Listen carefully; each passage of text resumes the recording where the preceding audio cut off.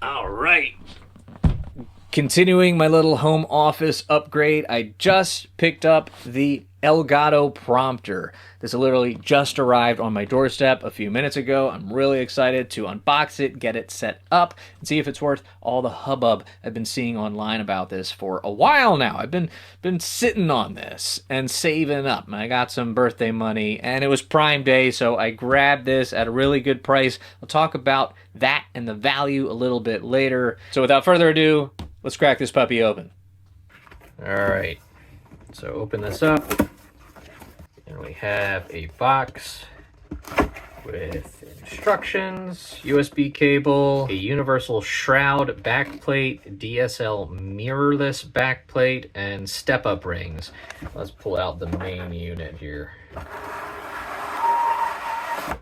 That was a horrible sound. We have, I think this is the main mounting plate, mount camera here, and here is the actual screen and mirror all in one.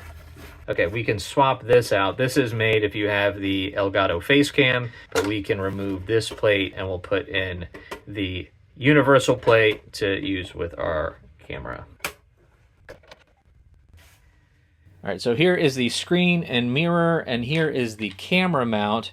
So we'll attach this to here, and the camera will sit here, and you can adjust this up and down and make sure everything fits nice. Let me just show you real quick what I'm working with right now. This is why I'm excited to slim this down a little bit. You see just how bulky this is. This should be really nice. So let's tear all this down real quick. All right, the package comes with a whole little library of these step-up rings. So you can attach this to your lens and it will slot perfectly into this little space here. I have the Sony ZV-E10 with the Sigma 16, which is a 67. No. No. Right, let's continue. 67, here's our guy. So thread that on. Mount the camera to the base plate. You should be able to just slot this right in there. Perfect. Here is our constructed unit. All right, one thing I'm already really liking is just how much more secure this is. There is a 1/4-20 thread right on the prompter itself, and it's balanced so well. Like the point of balance is right in the middle of the camera, and the weight, the other solution I had was a little, this is a nice, much more solid, compact setup. All right, here is a look at the Camera Hub software. Here's all the prompter controls. So you can set the output. I guess if you had multiple prompters, you could choose. You can toggle the power on and off, toggle the brightness of the screen. You can change the font size, dragging that up and down, and a few other settings that control how the script outputs to your prompter. You can load up different scripts. You can change this to just the display. It functions just as a second monitor. I can just drag my apps over here if I just want to use the display, or you can show text, or let's see, chat. Oh, that's cool. So one thing that's a little wacky, it seems I need to actually load the script in as sections. What happens if I add a new script and I copy and paste? Oh, it breaks it into different sections. Okay, I take it back. I'm not going to gripe about that. That's weird that it does that. I guess it does this, though, for the next section where we can scroll, auto-scroll chapters. There's a voice sync enabled, so let's test this out. I'm not going to do a full on-camera gear review. There's plenty of other video out there. This is actually pretty cool. Voice sync works? I was skeptical about that, but not anymore. That's working pretty well. And I'm going off script now. It's still listening to me. I'm not reading anything, and it stopped. So it's like waiting for the next word. Review. There's plenty of other video out there that cover, and now it's going again. That's pretty slick. Now the software isn't just for the prompter controls. You can also make some adjustments to your camera and even apply different effects like LUTs if I want to go a little noir. I don't want to do that, but maybe you do. So, I don't know, just more features baked into this thing worth taking a look at.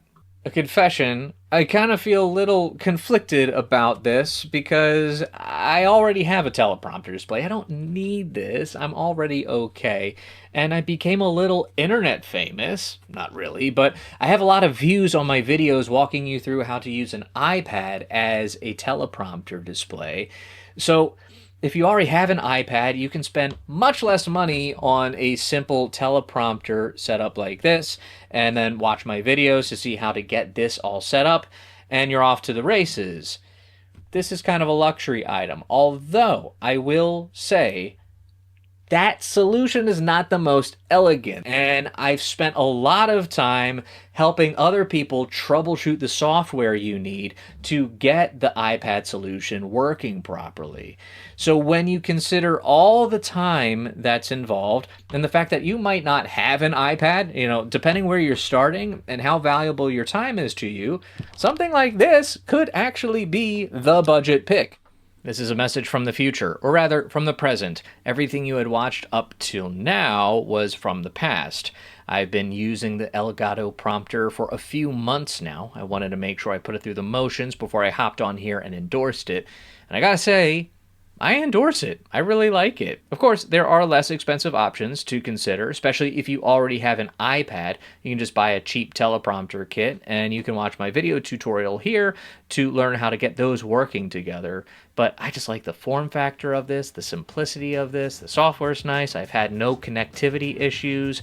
The only thing that I wish the Elgato Prompter has that it does not is a power button, so I could turn the screen off without having to use the software. Besides that, it's been great. I think it's a great tool if you are a content creator or you do a lot of video calls. I like being able to use this to look the other person in the eye while I'm talking to them on Google Meet or Zoom.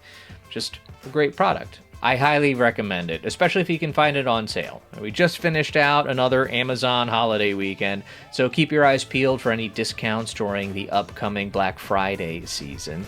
But if you want to save even more money, you can try out the other method that I teach in this video right here, where you can learn how to use an iPad as a teleprompter screen. Thanks for watching. I'll see you in the next one.